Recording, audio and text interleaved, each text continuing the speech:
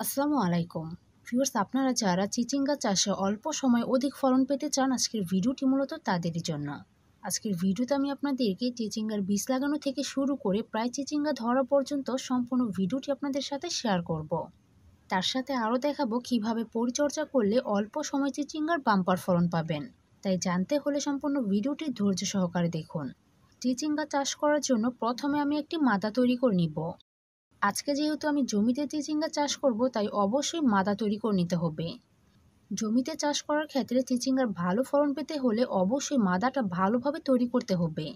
তবে আপনারা যদি টবে কিংবা সিমেন্টের বস্তায় চিচিঙ্গা চাষ করেন, সেই ক্ষেত্রে মাদা তৈরি করতে হবে না, টবে এবং সিমেন্টের বস্তায় মাটি ভরে নিলেই হবে। চিচিঙ্গা চাষ করার জন্য আমি যে গর্তটি করেছি, এই গর্তের দৈর্ঘ্য, প্রস্থ এবং উচ্চতা 12 ইঞ্চি করে। যেহেতু চিচিঙ্গা অনেক লতানো উদ্ভিদ, তাই মাদাটা একটু বড় করে তৈরি করতে হবে। এখন আমি গর্তের মধ্যে দিয়ে দিব শুকনো গোবর সার। এতে করে বীজ লাগানোর পর খুব অল্প সময়ে চারার অঙ্কুরোদ্গম ঘটবে আর চারার বৃদ্ধি খুবই ভালো হবে। তাই অবশ্যই এখানে শুকনো গোবর সারটা দিয়ে দিবেন। দেখুন ভিউয়ার্স, এখানে আমি 1.5 থেকে 2 কেজি পরিমাণ শুকনো গোবর সার দিয়ে দিলাম। আমি গর্ত করার সময় গর্তের মাটি সাইডেই রেখে দিয়েছিলাম। এখন আমি শুকনো গোবরের সাথে উপরে রেখে দেওয়া মাটি খুব ভালোভাবে মিক্স করে মাদাটা তৈরি করে নিব। কোদাল কিংবা হাতের সাহায্যে কিন্তু এই মাটির সাথে শুকনো গোবর সার ভালোভাবে মিক্স করে নিতে পারেন। দেখুন ভিউয়ার্স, আমি খুব ভালোভাবে মিক্স করে নিলাম। আপনারা লক্ষ্য করলে দেখতে পাবেন আমার মাদার মাটিগুলো কিন্তু খুবই ঝুরঝুরে। এমনভাবে মাদার মাটি প্রস্তুত করতে হবে যাতে করে মাটিতে কোনো টিলা না থাকে। যদি টিলা থাকে তাহলে বীজ থেকে চারার অঙ্কুরোদ্গম ঘটতে অনেক সময় লাগবে। তাই অবশ্যই অল্প সময় বীজ থেকে চারার অঙ্কুরোদ্গম ঘটাতে চাইলে মাদার মাটিতে কোনো রকম টিলা রাখা যাবে না। এখন আমি চিচিঙ্গার কিছু বীজ লাগিয়ে দিব। এখানে আমি 4টি চিচিঙ্গার বীজ লাগিয়ে দিচ্ছি। বীজগুলো ঠিক এইভাবে দিয়ে দেওয়ার পর মাটির 1 থেকে 1.5 ইঞ্চি নিচে বীজগুলো পুঁতে দিচ্ছি। এইভাবে পুঁতে দেওয়ার পর উপর থেকে মাটি দিয়ে হালকা করে বীজগুলো ভালোভাবে ঢেকে দিচ্ছি। এতে করে দেখা যাবে বাইরে থেকে কোনো রকম পোকামাকড় কিংবা পাখি আমার বীজগুলোকে নষ্ট করতে পারবে না। এইভাবে বীজ লাগিয়ে দেওয়ার পর আমি নিয়মিত মাদার মধ্যে পানি দিব। এতে করে অল্প সময় বীজ থেকে চারার অঙ্কুরোদ্গম ঘটবে। ভিউয়ার্স, আমি ফিরে আসছি কিছুদিন পর যখন এই বীজ থেকে চারার অঙ্কুরোদ্গম ঘটবে। ভিউয়ার্স, ফিরে এলাম কিছুদিন পর। আর দেখুন আমার লাগানো প্রত্যেকটা বীজ থেকে চারার অঙ্কুরোদ্গম ঘটেছে। ইতিমধ্যে আমি নিয়মিতই মাদার মধ্যে পানি দিয়েছি, যার ফলে খুব অল্প সময় বীজ থেকে চারার অঙ্কুরোদ্গম ঘটেছে। কিছুদিন পরে চারাগুলো আরো বড় হলে চারাগুলোতে আমি পরিচর্যা করব। এর মধ্যে আমি নিয়মিত গাছগুলোতে পানি দিব। ভিউয়ার্স, আমি ফিরে আসছি কিছুদিন পর যখন এই গাছগুলো আরো বড় হবে। ভিউয়ার্স, আবারও ফিরে এলাম কিছুদিন পর। আর এর মধ্যে দেখুন আমার এই চারাগুলো কতটা বড় হয়ে গেছে। চারাগুলোর বৃদ্ধিও কিন্তু আলহামদুলিল্লাহ অনেক ভালো। বৃদ্ধিটা যাতে আরো বেশি হয়, তাই আজকে আমি এই গাছগুলোতে পরিচর্যা করব। লক্ষ্য করে দেখুন চারদিকের মাটি আমি অলরেডি আলগা করে দিয়েছি। আপনারা দা, কাছি কিংবা কোদালের সাহায্যে চারদিকের মাটি আলগা করে নেবেন। এখন আমি চিচিঙ্গা গাছের গোড়া থেকে চারদিকের মাটি কিছু পরিমাণ সরিয়ে নিব। এইভাবে মাটি সরিয়ে সার দেওয়ার আরেকটি অ্যাডভান্টেজ হচ্ছে বৃষ্টি আসলেও সারের পানি ধুয়ে চলে যাবে না। মাটি সরিয়ে নেওয়ার পর এখন আমি একে একে কিছু রাসায়নিক সার দিব। প্রথমে দিয়ে দিচ্ছি 8 থেকে 9 গ্রাম ইউরিয়া সার।